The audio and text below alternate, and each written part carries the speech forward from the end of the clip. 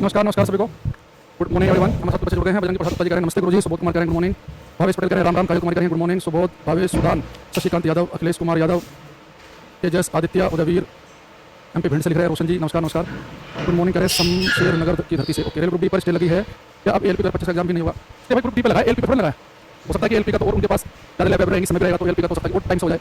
सूर्या उदयवीर अभिषेक पंकज दीपक चंदन, हाँ अनुराग यादव सोनू यादव चंदन सिंह पंकज सरोज राज किशोर शर्मा जी सोनू यादव जी दीपक कुमार सबको नमस्ते नमस्ते नमस्ते। देखो आज हम क्लास में इलेक्ट्रिसिटी को समाप्त कर रहे हैं और आवाज़ आ रही है भाई सभी को?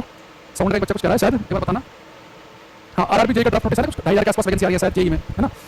ओके शुरू करते हैं आज की क्लास हम। बट हम कल क्लास के अंदर पढ़े थे कैपेसिटर के बारे में। तो मैंने कल आपको बताया था कि कैपेसिटेंस, मैं मान के चल रहा हूँ कि कल की क्लास में आप थे, कैपेसिटेंस ऑफ ए कंडक्टर, चालक की धारिता। तो चालक की धारिता ये हमने कल की क्लास में जिक्र किया था आपसे कि कोई चालक जो है कितना चार्ज को धारण करेगा, यानी कि चार्ज लीक ना करे, कितना चार्ज वो स्टोर करेगा,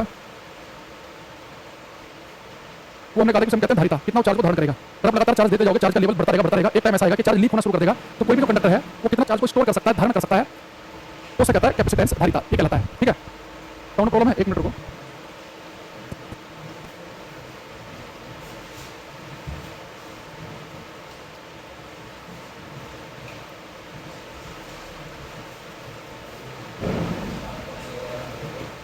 अब शायद सही हो, कई बार हम क्लास में पढ़ाते रहते हैं, सभी क्लास की एक तो इधर चल रहे हैं तो कई बार वो लूज हो जाता है, ऐसा है। तो बजरंगी ने कहा इसलिए हमने मान भी लिया, और किसी के तो हम एक बार मानते भी नहीं, बजरंगी ने कहा तो सही कहा होगा, ऐसा हमने मान लिया। ठीक है, तो जो चार्ज है उसका लेवल लगातार बढ़ता जाएगा, तो एक टाइम ऐसा आएगा कि लेवल जो है ज़्यादा बढ़ेगा तो लीक होने लगेगा, चार्ज को स्टोर नहीं कर पाएगा। तो कल हमने बताया था आपको किसी जो चालक की जो धारिता होती है वो चार्ज करने की, धारण करने की उसकी क्षमता है। अच्छा मैं आपसे कहूँ कि कैसा कंडक्टर, कैसा चालक अधिक चार्ज को धारण कर लेगा? आपको सीधी सी बात है, वैसा कंडक्टर वैसा चालक चार्ज को धारण करेगा जिसका साइज बड़ा होगा। आपको सोचो एक कंडक्टर का साइज तो इतना सा है और एक का इतना बड़ा है, इसके ऊपर थोड़ा सा भी चार्ज दोगे तो चार्ज का लेवल तुरंत बढ़ना शुरू हो जाएगा, तो चार्ज को ज़्यादा धारण नहीं कर पाएगा, ये चार्ज इससे लीक होना शुरू हो जाएगा। लेकिन बहुत सारा चार्ज इसके सरफेस पे फैल सकता है, तो बहुत ज़्यादा चार्ज को धारण कर लेगा ये। तो पहली वाली लेयर में ही कितना सारा चार्ज आ गया यहाँ पे, दो चार लेयर तो बनेंगी, तो ज़्यादा चार्ज को धारण कर सकता है। किसी कंडक्टर का, किसी चालक का जो धारिता है वो उसके साइज पर डिपेंड करती है कि जितनी ज़्यादा रेडियस होगी चालक की, जितना ज़्यादा उसका साइज बड़ा होगा उतने चार्ज को धारण करेगा। तो अगर मैं आपको बताऊँ जो किसी चालक की धारिता होती है उसका फॉर्मूला होता है C=4πε0r। तो आपको पता है कि बेटा 4πε0 एक कांस्टेंट वैल्यू है, फिर 4 नंबर की वैल्यू है, पाई भी क्या 22/7 भी फिक्स वैल्यू है। एप्सिलॉन नॉट मैंने लिखाई थी आपको 8.851 10 की पावर -12, ये सब फिक्स है। ये जो कैपेसिटेंस है तो धारिता है वो साइज पर डिपेंड करती है कि चालक की रेडियस जितनी ज़्यादा होगी, जितना उसका साइज होगा उसकी धारिता उतनी ही ज़्यादा होगी, है ना? तो अगर मैं आपसे कहूँ कि मेरे पास में एक कंडक्टर छोटा है एक बड़ा है, तो कौन सा कंडक्टर की धारिता कैपेसिटेंस ज़्यादा होगा, कौन चार्ज को ज़्यादा धारण कर सकता है, किसकी औकात ज़्यादा चार्ज धारण करने की? आप कहेंगे सर जिसका साइज बड़ा होगा। तो चालक की जो धारिता होती है उसके साइज पर निर्भर करती है। तो आप चाहो तो लिख सकते हो अपनी लैंग्वेज में, the capacitance of a conductor, the capacitance of a conductor depends on it's size. Hindi में लिखेंगे किसी चालक की धारिता, किसी चालक की धारिता उसके आकार पर निर्भर करती है। अगर आपसे पूछूं धरती का आकार तो बहुत बड़ा है, तो धरती का जो धारिता होगी, जो कैपेसिटेंस होगा बहुत ज़्यादा होगा। तो कई बार पेपर में ट्रैक पूछ लेता है कि अर्थ जो है, पृथ्वी जो है, इसका कैपेसिटेंस कितना है, इसकी धारिता कितनी है, धरती कितने फैराड का, किसमें नापते हैं, फैराड में नापते हैं, कितने फैराड का कैपेसिटर है, तो क्या बताओगे? यहाँ पर लिखेंगे हम कैपेसिटेंस ऑफ अर्थ, पृथ्वी की धारिता। एक पॉइंट तो याद कर लेना, ये एक पॉइंट लिख लेना, कैपेसिटेंस ऑफ अर्थ, पृथ्वी की धारिता। पृथ्वी की धारिता है 711 माइक्रोफैराड, 711 माइक्रोफैराड। देखो नॉर्मली क्या होता है, भले ही कैपेसिटेंस की धारिता का ऐसा ही मात्रा है फैराड, लेकिन ये प्रैक्टिकल यूनिट नहीं है। प्रैक्टिकली जो कैपेसिटर आप देखते हो वो उनका जो कैपेसिटेंस होता है पिकोफैराड में, नैनोफैराड में नहीं होता है। जैसे अगर आप कहे ये ऐसा समझो जैसे कि हमें पता है कि टाइम जो है, समय जो है, उसकी ऐसा यूनिट तो सेकंड है। हम रोजमर्रा की जिंदगी में सेकंड का यूज करते हैं कि मैंने 600 सेकंड काम किया, मेरा जो ऑफिस है वो 6000 सेकंड लंबी ड्यूटी है, नहीं, हम बात करते हैं प्रैक्टिकली घंटों में। तो ऐसे ही जो कैपेसिटेंस जो धारिता होती है किसी भी कैपेसिटर की, किसी भी चालक की जो धारिता है वो उसकी ऐसा यूनिट तो फैराड है, लेकिन प्रैक्टिकल जो यूनिट है वो क्या माइक्रोफैराड। तो एक माइक्रोफैराड होता है वो 10 की पावर -6 फैराड के बराबर होता है। ऐसे जो नॉर्मली आप हमारे घर में जो होते हैं कैपेसिटर वगैरह वो होते हैं पिको फैराड में, उन एक पिको का मतलब होता है 10 की पावर -12 फैराड।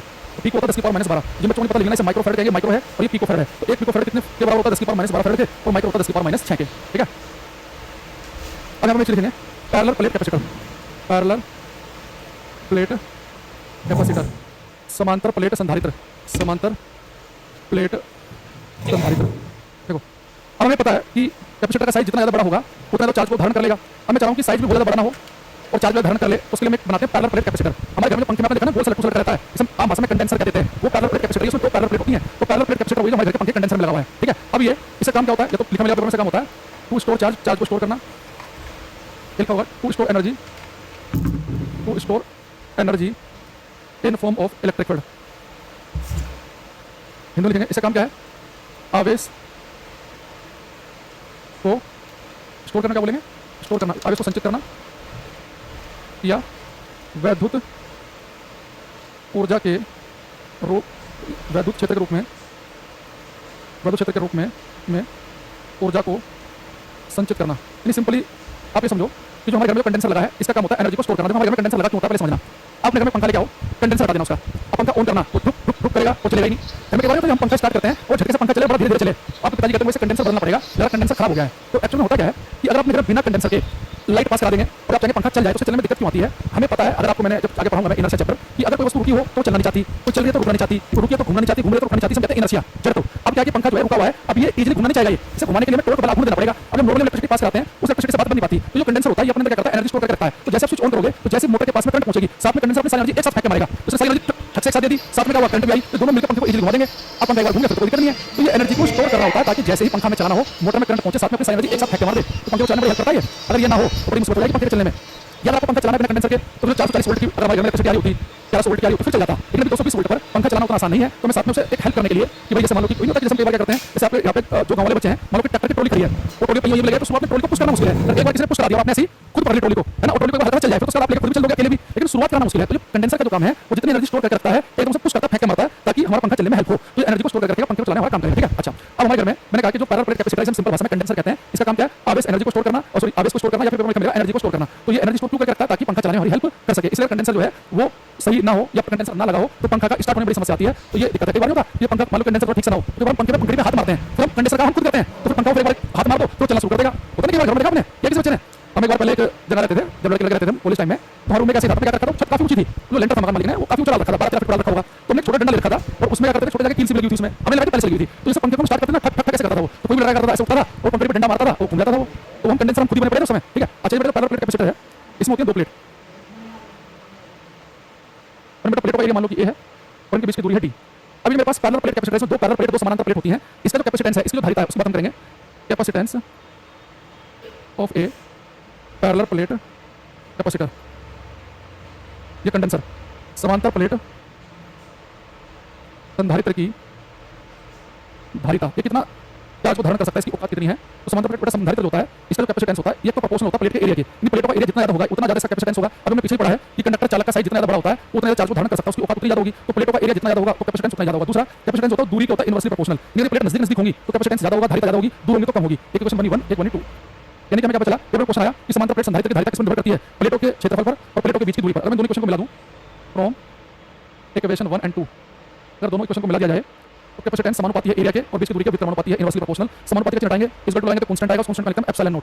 कैपेसिटेंस बन गया epsilon not a by D, यानी कि एप्सिलॉन नॉट आपने बताया था ये निर्वात की वैद्युत है, जहां पर भी आगे निर्वात की वैद्युत, यानी कि कैपेसिटेंस इस बात पर डिपेंड करता है कि प्लेटों के बीच में निर्वात खाली जाना है या अपने एयर भरती है या कुछ और मेटल भरता है। तो आपको यहां पे क्या ध्यान रखना है कि किन किन बातों पर कैपेसिटेंस निर्भर करेगा। यहां पर लिखेंगे capacitance of A parallel plate capacitor depends on, समांतर प्लेट संधारित्र की धारिता निर्भर करती है, समांतर प्लेट संधारित्र की धारिता निर्भर करती है। पहले लिखेंगे बेटा एरिया ऑफ प्लेट्स प्लेटों के क्षेत्रफल पर, एरिया ऑफ प्लेट्स प्लेटों के क्षेत्रफल पर। दूसरा डिस्टेंस बिटवीन प्लेट्स प्लेटों के बीच की दूरी पर, डिस्टेंस बिटवीन प्लेट्स प्लेटों के बीच की दूरी पर। और तीसरा मीडियम प्रेजेंट बिटवीन प्लेट्स प्लेटों के बीच में उपस्थित माध्यम पर, प्लेटों के बीच में उपस्थित माध्यम पर। तो याद रखना है पेपर में क्वेश्चन आता है कि समांतर प्लेट संधारित्र जो है उसकी जो धारिता है एनर्जी को स्टोर करने के, चार्ज को धारण करने की उसकी औकात है, वो डिपेंड करेगी फॉर्मूले से रखना प्लेटों के एरिया पर, प्लेटों के बीच की दूरी पर, और किस पर निर्भर करती है कि बीच में माध्यम क्या उपस्थित है। अब मैं यहाँ पे क्वेश्चन आपसे पूछ रहा हूँ, आपको बताना है कि अगर एक मेरे पास में समांतर प्लेट संधारित्र है, समांतर प्लेट संधारित्र पैरेलल प्लेट कैपेसिटर, अगर इन प्लेटों के बीच की दूरी को पहले से दुगुना कर दिया जाए तो कैपेसिटेंस पहले का कितने गुना हो जाएगा, प्लेटों के बीच की दूरी को डबल कर देने पर धारिता कितने गुना रह जाएगी, कैपेसिटेंस कितने गुना रह जाएगा अगर दूरी डबल कर दें।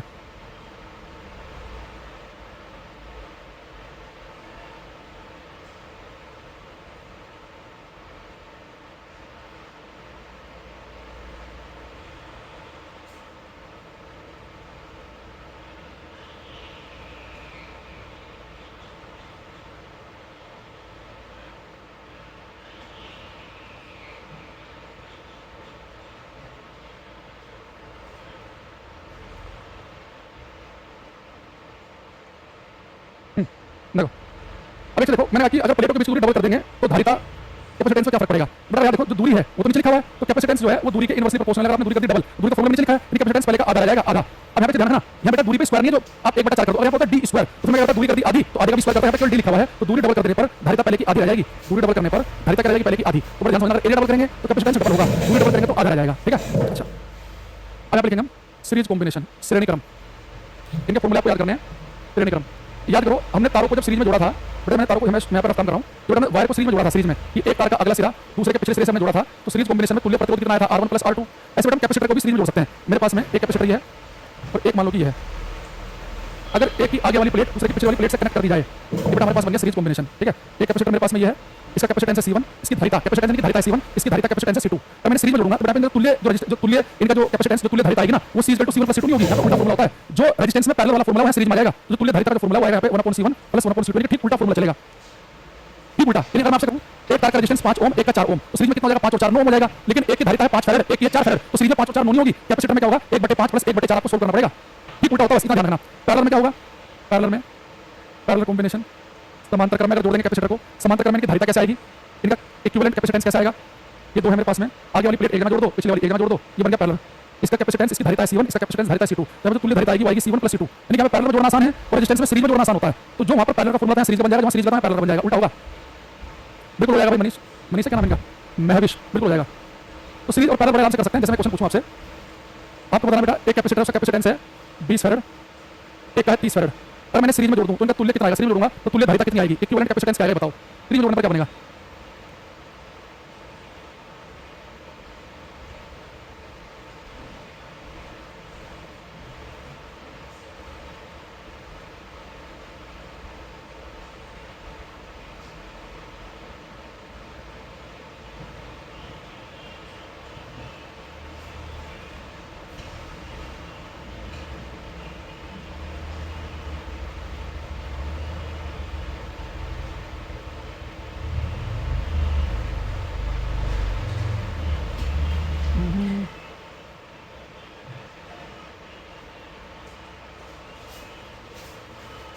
आ गया देखो।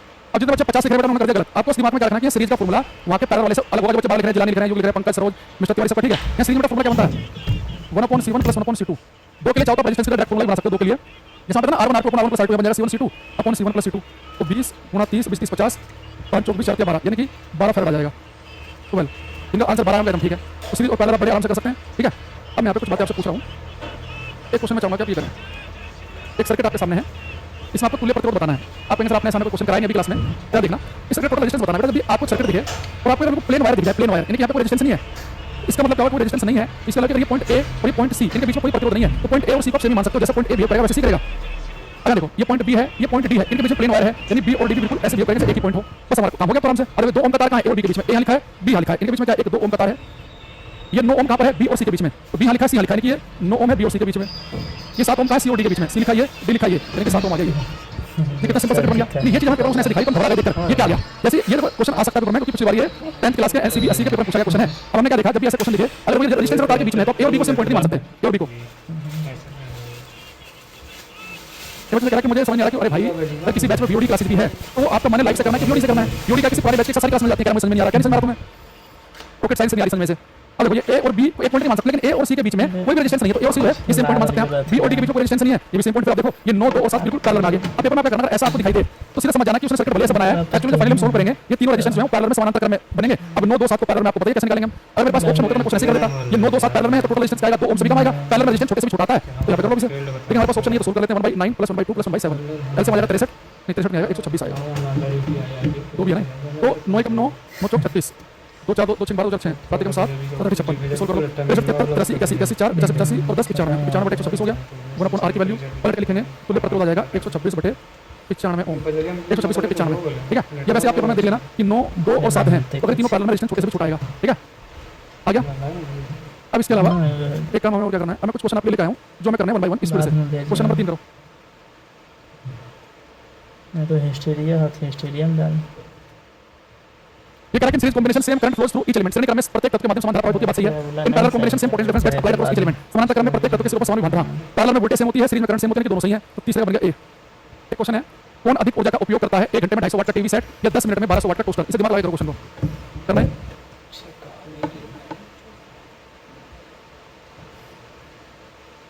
ठीक है। पंकज राज, किशोर शर्मा, अर्जुन यादव, आवेश कुमार, मोहित करते रहो। देखो बेटा देखना, ये 1 घंटे में 250 वाट खा रहा है और ये 10 मिनट में कितना खा रहा है, 1200 वाट। कौन अधिक ऊर्जा का उपयोग करता है? अच्छा तो वैसे ही आसानी है, तो वो 1 घंटे के अंदर 250 वाट खा रहा है, वो 10 मिनट में 1200 वाट खा रहा है, तो 1 घंटे में कितनी ज़्यादा खा लेगा? यानी कि टोस्टर जो है वो ज़्यादा एनर्जी का कंजम्पशन कर रहा है, तो ज़्यादा कंफ्यूजन नहीं है, तो आसानी है। तो 1 घंटे में 250 खा रहा है और ये 1200 खा जाएगा 10 मिनट में, 1 घंटे में तो बहुत ज़्यादा खा जाएगा ये, है ना? तो खैर ये टीवी सेट कौन बच्चा लिख रहा है? तो बच्चा इसका आंसर टीवी सेट बता रहा है। अरे भाई टीवी सेट ने 1 घंटे में कितनी एनर्जी कंज्यूम की? 250 वाट 1 घंटे में। 1 घंटे 250 वाट यानी कि 60 मिनट में की उसने 250 वाट 60 मिनट में, तो 10 मिनट में तो कितनी करेगा? और कम करेगा, और ये 10 मिनट में कर देगा 1200। ये नहीं पता चला तुम्हें? ये क्वेश्चन करना, क्वेश्चन नंबर 10। तिवारी, दीपक, निशाल कुमार यादव करते रहो भैया, पेप्सी वाला, निशा भारती, शैलेंद्र। इसने आगे किसी विद्युत प्रतिरोध के नोडल बिंदु, नोडल यानी कि जंक्शन पॉइंट जहां बहुत सारे तार के मिल रहे हैं, पर 1 एम्पीयर 2 एम्पीयर 3 एम्पीयर की धाराएं नोड से दूर बह रही हैं, 2 एम्पीयर 1 एम्पीयर तथा आई एम्पीयर की धारा नोड की ओर प्रवाहित हो रही है, तो धारा आई का मान बताइए। देखो एक नोडल पॉइंट है ये जंक्शन, इससे कह रहा है कि 1 एम्पीयर 2 एम्पीयर और 3 एम्पीयर की धाराएं इससे दूर जा रही हैं, 1 2 3 एम्पीयर की धाराएं नोड से दूर बह रही हैं, और 2 एम्पीयर और 1 एम्पीयर और आई एम्पीयर, ये आ रही है आई एम्पीयर, ये आ रही है नोड की ओर। तो आई का मान बताओ, तो आने वाली धाराओं का योग जाने वाली धाराओं के योग के बराबर होता है। 3 तो 5 6 एम्पीयर दूर जा रही है, तो कितनी आएगी? 6 आएगी, तो 2 3 तो यानी कि 3 एम्पीयर करंट नोड की ओर आएगी, 3 एम्पीयर टुवर्ड्स द नोड, तो बी ऑप्शन बन जाएगा इसका। ठीक है,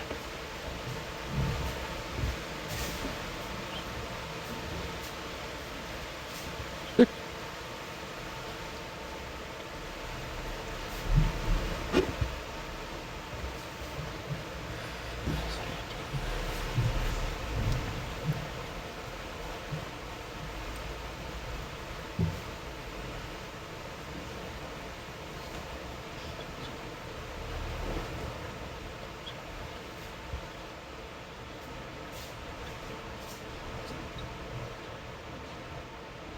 ठीक है, ये लिखा है कि किसी वैद्युत परिपथ के नोडल बिंदु पर 1 एम्पीयर लिखना। ठीक है, अगले क्वेश्चन पे आते हैं। कह रहा है कि which of the following quantities remain constant in a step down transformer. Step down यानी कि अपचाई ट्रांसफार्मर में निम्नलिखित में से कौन सी राशि स्थिर रहती है? Which the following quantity remains constant in a step down transformer. तो स्टेप डाउन मतलब स्टेप अप पावर क्या रहती है? Constant, P1 = P2। मैंने बताया ना कि जितनी पावर आप दोगे इधर उतनी पावर मिलेगी आपको सेकेंडरी में, जितनी प्राइमरी कोई को दोगे उतनी सेकेंडरी मिलेगी, तो P1 = P2। तो टीवी सेट वाला क्वेश्चन, टी सेट वाला question, oh okay okay okay, अरे मैंने पावर ही समझ लिया कि किसकी, सॉरी ये कौन बच्चा है ये? हाँ देखो, इसने कहा कि कौन अधिक ऊर्जा का, एक्चुअली मैंने ऊर्जा सब देखा नहीं, मैं सोच रहा था क्वेश्चन में कौन अधिक ऊर्जा का उपयोग करता है? 1 घंटे में 250 वाट टीवी टोस्टर, 10 मिनट में 1200 वाट का टोस्टर। एनर्जी पूछा उसने भाई, मैं पावर को कंपेयर कर गया। पावर होता है एनर्जी अपॉन टाइम, तो एनर्जी क्या होता है? Power into time. तो पहले वाला जो है इसकी पावर कितनी है? 250 वाट की है, और टाइम कितना? 1 घंटे का, तो इसकी एनर्जी कितनी खा रहे? 250 वाट घंटा, है ना? अब दूसरे वाले पे आ जाओ, एनर्जी होता है पावर इनटू टाइम, ये पावर कितनी है? 200 वाट का है, और 10 मिनट यूज कर रहे हैं, 10 मिनट का घंटे बदल लो, तो यहाँ पे घंटा यूज करो, हम घंटे में यूज कर लेंगे 60। तो एक काम करते हैं, लेते हैं 1200 वाट गुना 10 मिनट बदलते हैं घंटे में, 60 दूनी 120 जीरो, यानी कि आ गया 200 वाट घंटा। यानी कि इसने जो एनर्जी खाई वो 250 वाट घंटा खाई, इसने 200 वाट घंटा, यानी कि इसने खाई टीवी वाले ने। ये ऑप्शन सही है, एनर्जी पूछा उसने, ये मैंने जल्दीबाजी में, अगर मैंने टीवी बोला था, क्वेश्चन 2 में एनर्जी पूछा है सर। हाँ एनर्जी, मैंने एक्चुअली मैंने गलत समझ लिया क्वेश्चन को, दिल्ली मिस्टेक हो जाती है भाई, क्या करें। तो एक इसका हमने कल जिक्र किया था क्लास में, इसका ऐसा कुछ जिक्र किया था क्लास में, आपको ध्यान हो। इसने लिखा कि नीचे 2 कथन दिए गए हैं, जिनमें से एक को दावा ए और दूसरे को कारण आर के रूप में लेबल किया गया। दावा क्या है कि बंद कांच की खिड़कियों और दरवाजों वाली कार में यात्रा करने वाला व्यक्ति बिजली गिरने से सुरक्षित रहता है। तो दावा कर रहा है कि अगर बंद कांच की खिड़कियां हो, दरवाजे भी बंद हो, तो बिजली गिरने पर व्यक्ति ज्यादा सुरक्षित रहेगा। और कारण दे रहा है दरअसल एक बंद कार खोखले कंडक्टर की तरह व्यवहार करती है, इसलिए चार्ज कार के अंदर प्रवेश नहीं कर पाता। दोनों बातें सही हैं, लेकिन क्लास में पढ़ा कि कभी मौसम खराब हो रहा हो, हम दरवाजा बंद कर देंगे, खिड़कियां बंद कर देंगे, तो बंद कांच की खिड़कियां दरवाजे वाली कार ज्यादा सुरक्षित है। बिल्कुल ठीक बात है, बिल्कुल सही है, सुरक्षित है। क्यों है? इसलिए तो है, जब कार बिल्कुल बंद रहेगी तो खोखले गोले की तरह व्यवहार करेगी, और किसी खोखले गोले को जब आप चार्ज आवेश देते हैं उसकी सतह पर प्रभावित होता है। तो बिल्कुल ठीक लिखा है, यानी कि इसमें ए भी ट्रू है और आर भी ट्रू है, और ए आर जो है उसकी एक्सप्लेनेशन भी है, दोनों सही है। ठीक है, हाँ एक लास्ट में एक पॉइंट आप देखना, bridge stone bridge, bridge stone bridge. हालांकि ये जो है ब्रिज स्टोन ब्रिज जो है, सॉरी ब्रिज ब्रिज स्टोन, ज़्यादा जल्दी उठने से आज दिमाग स्लो काम कर रहा है। Wheatstone bridge, Wheatstone सेतु। देखो आजकल एक सुबह 7 बजे भी प्रैक्टिस चलता है, तो 2 दिन से जो है सुबह जल्दी उठाऊँ, 5:45 6 के आसपास, तो लगा है दिमाग में उसका फर्क पड़ता है। देखो अगर कोई बच्चा ऐसा है कि रात को लेट सोता है, सुबह लेट उठता है, रात को लेट पढ़ा, लेट उठा, कोई दिक्कत नहीं है। लेकिन अगर आपको कोई पेपर देने जा रहे हो, पेपर आपको मॉर्निंग सेट में हो, तो आपको जल्दी उठना पड़ेगा। तो पेपर से कम 1 हफ्ता पहले आदत डाल लेना कि रात को जल्दी सोकर जल्दी उठें, और उसी दिन आप ये काम करेंगे जिस दिन पेपर वाला दिन है, उस दिन दिमाग वैसे काम नहीं करेगा, क्योंकि एक बायोलॉजिकल होती है बॉडी की। अब मास्टर जिन क्वेश्चन को रोज करा रहा है, तो हमने गलती कर दी तो आपके लिए तो और ज़्यादा समस्या वाली बात हो सकती है ना। तो जो ब्रिज स्टोन ब्रिज है, इसका ये भी बड़े बड़े सर्किट जो है सोल्व करने का काम आता है। लेकिन पेपर में से क्या पूछता है उस बात है, जो व्हीट स्टोन ब्रिज है, जो व्हीट स्टोन सेतु है, इसका काम होता है, मान लो कि आपके पास में कोई वायर है और आपको उसका रेजिस्टेंस पता करना है, अननोन रेजिस्टेंस को पता करना है कि 2 ओम का है कि 50 ओम का है कि 100 ओम का है कि कितने का है। तो अननोन रेजिस्टेंस को ज्ञात करने के लिए यूज किया जाता है। उसमें लिखेंगे इसका काम क्या होता है, इसके होता है to find the value of unknown resistance. अज्ञात प्रतिरोध का मान ज्ञात करने में इसका यूज करते हैं। ये पॉइंट जरूर याद रखना, अज्ञात प्रतिरोध का मान ज्ञात करने में, अज्ञात प्रतिरोध का मान ज्ञात करने में। देखो इसमें करते हैं हम, जैसे मेरे पास मान लो मैंने 4 रेजिस्टेंस लिए, एक ये है, एक ये, एक ये और एक ये। ठीक है, ये 4 रेजिस्टेंस हैं, पी क्यू आर एस। ठीक है, पी क्यू आर एस, और मैंने यहाँ पे बैटरी से जोड़ दिया। और कंप्यूटर में बैटरी से मुझे ऐसे जोड़ना है कि ऐसे मान लो करंट चली और यहाँ मान लो इनके बीच में गैल्वेनोमीटर लगा हो, तो गैल्वेनोमीटर में कोई भी डिफ्लेक्शन आए, कोई भी डिफ्लेक्शन आने का मतलब ये है जैसे करंट चली कुछ करंट यहाँ जाएगी, कुछ करंट यहाँ जाएगी, तो जो करंट है वो गैल्वेनोमीटर में जाए ना, सारी सारी करंट जो यहाँ से चली वो इस क्यू से निकल जाए, इसमें डिफ्लेक्शन कभी आएगा, करंट जाएगी नहीं। तो मैं 4 resistance P Q R S को ऐसे शो करूँ, ऐसे मैं ऐसे अरेंज करूँ कि गैल्वेनोमीटर में कोई डिफ्लेक्शन ना आए, तो पी बाई क्यू का जो रेशियो होता है आर बाई एस के रेशियो के बराबर होता है। अब यहाँ पे पी क्यू आर एस क्या है, यहाँ पे एस क्या है, वो अननोन रेजिस्टेंस है जिसकी वैल्यू हमें निकालनी है, अज्ञात प्रतिरोध, इसका मान हमें निकालना है, ये अननोन रेजिस्टेंस है जिसका मान हमें ज्ञात करना है। यहाँ पे आर क्या बेटा, ये एक ऐसा वायर है आर जिसका रेजिस्टेंस मुझे पता है, ये नॉन रेजिस्टेंस है जिसके बारे में मुझे पता है कि इसका रेजिस्टेंस कितना है, तो मतलब अननोन का चाहिए, एक हमें वोल्टेज के बारे में पता है, और पी बाई क्यू है, इस पी बाई क्यू की वैल्यू हमें पता है। हो सकता है कि मुझे पी बाई क्यू ना पता हो कि 100 है 25 है, उसका रेशियो भी पता होगा तो चल जाएगा कि ये 100 है 25 रेशियो कितना है 4:1, तो 400 है, ये 100 25 से मतलब नहीं है, तो P Q P by Q का नॉन रेशियो है, ये रेशियो भी मुझे पता है, और एग्जैक्ट वैल्यू नहीं पता हो तो भी बात बन जाएगी। तो मुझे पी बाई क्यू ये रेशियो पता हो, इस आर की वैल्यू मुझे एग्जैक्टली पता है, तो मैं इस अननोन रेजिस्टेंस का मान निकाल सकता हूं। तो अननोन रेजिस्टेंस अज्ञात प्रतिरोध का मान ज्ञात करने के लिए ब्रिटिश ब्रिज का यूज करते हैं, जिसमें 4 रेजिस्टेंस का यूज किया जाता है। एक रेजिस्टेंस होता है इसके बारे में पता है, एक होता है जिसका मान ज्ञात करना है, और 2 रेजिस्टेंस होते हैं जिनका रेशियो जिनका अनुपात हमें पता है। तो 4 resistance P Q R S को हम ऐसे अरेंज करें कि गैल्वेनोमीटर में कोई भी डिफ्लेक्शन ना आए, गैल्वेनोमीटर की सुई ना विक्षेपित हो, तो पी बाई क्यू का रेशियो आर बाई एस के बराबर होता है। अब इसमें क्या पूछता है, मैं एक कोई पूछेगा कि व्हीटस्टोन सेतु का काम क्या है, अज्ञात प्रतिरोध का मान ज्ञात करना, ये बात हो गई। दूसरा क्या पूछेगा कि अगर व्हीटस्टोन सेतु में व्हीटस्टोन ब्रिज में गैल्वेनोमीटर में कोई भी डिफ्लेक्शन ना आए, गैल्वेनोमीटर की सुई अगर ना हिले, डिफ्लेक्ट ना करे, तो पी क्यू आर एस में क्या संबंध होता है, P Q P by Q equal to R by S के बराबर होगा। इसमें एस अज्ञात प्रतिरोध है, ये आर ज्ञात प्रतिरोध है, और ये ज्ञात अनुपात है, ये नॉन रेशियो है जो हमें पता है। दूसरी चीज रेजिस्टेंस क्या होता है, रेजिस्टेंस क्या होता है, क्या करें सोच रहे हैं छोड़ गए हम, क्या रेजिस्टेंस क्या होता है। अब ये हमारे पास में ये क्या है, नॉन रेजिस्टेंस है, ज्ञात प्रतिरोध, ये अननोन रेजिस्टेंस अज्ञात प्रतिरोध जिसे हमें निकालना है, और ये हमें रेशियो पता है। अब वो कहता है कि व्हीटस्टोन ब्रिज सबसे अच्छा रिजल्ट आपको कब देगा, गुड रिजल्ट आपको कब मिलेंगे, ये बेस्ट रिजल्ट आपको कब देगा, याद रखना व्हीटस्टोन ब्रिज से आपको बेस्ट रिजल्ट कब मिलता है, ये बेस्ट रिजल्ट तब देगा अगर ये पी क्यू आर एस सारे के सारे सेम ऑर्डर के रेजिस्टेंस हो। सेम ऑर्डर का मतलब ये है कि अगर मान लो 2000 है ये भी 1000 में हो, ऐसा ना हो कि एक रेजिस्टेंस जो है वो तो है 10,000, एक है 3 ओम का, एक है 5 लाख का, ये अलग अलग ऑर्डर में होना चाहिए। ये तो सारी 1000 की रेंज में हो, 5000 4000 7000 6000, ये सारी 100 की रेंज में हो, 200 300 400 500, ये सारी इकाई की रेंज में हो 2 4 3 2, ये सारी लाख की रेंज में हो 5 लाख 7 लाख, एक ऑर्डर में होनी चाहिए। तो गुड रिजल्ट के लिए all resistances should be in same ratio, same ratio, सभी प्रतिरोध should be in same order है, sorry resistance should be in same order, सभी प्रतिरोध एक ही कोटि के होने चाहिए, सेम ऑर्डर में, यानी कि या तो सारे 1000 में हो, या सारे लाख में हो, या सारे 100 में हो, सभी प्रतिरोध एक ही कोटि के होने चाहिए। All resistances should be in same order, same order होना चाहिए। ठीक है, गैल्वेनोमीटर ने इसलिए लगाया कि हम चाह रहे हैं कि हमने ऐसे अरेंज करना है कि इसके अंदर कोई भी डिफ्लेक्शन ना हो, इसके अंदर कोई डिफ्लेक्शन नहीं है। गैल्वेनोमीटर के अंदर जो मैंने बैटरी लगाई उससे जो भी करंट चली वो करंट कुछ गई यहाँ पर, कुछ करंट गई यहाँ पर, यहाँ से जो करंट आई और यहाँ से वो जुड़ के फिर पहुंच गई यहाँ पर। तो अगर इसमें कोई डिफ्लेक्शन ना हो तो पी बाई क्यू का जो रेशियो आर बाई एस के रेशियो के बराबर होता है। एस का मान हमें ज्ञात करना है, आर हमें पता है पहले से, और पी बाई क्यू का अनुपात भी हमें पता है, जो व्हीटस्टोन ब्रिज होता है वैसे याद कर लेना। ठीक है, अब हम क्या करेंगे, अब मिलेंगे हम मंडे को, और मंडे को हम करेंगे क्लास में क्या, मंडे को हम क्लास में करने वाले हैं ये एक दो क्वेश्चन आज की क्लास में छोड़ूंगा, ये आपके लिए होंगे होमवर्क के तौर पर, आप अपने घर में ट्राई कर लेना है क्वेश्चन को। बाकी हम मंडे को मिलेंगे और मैग्नेटिक वाला चैप्टर स्टार्ट करने वाले हैं मंडे को। ठीक है, तो मंडे को मिलते हैं मैग्नेट वाले चैप्टर के साथ में। अभी सारा वो इलेक्ट्रिसिटी नहीं पढ़ा जाएगा, इतना पढ़ लिया था आपने, पढ़ लिया, बहुत ज़्यादा समय लग चुका है ऑलरेडी। ठीक है, मिलते हैं मंडे को। ठीक है, थैंक यू, बाय।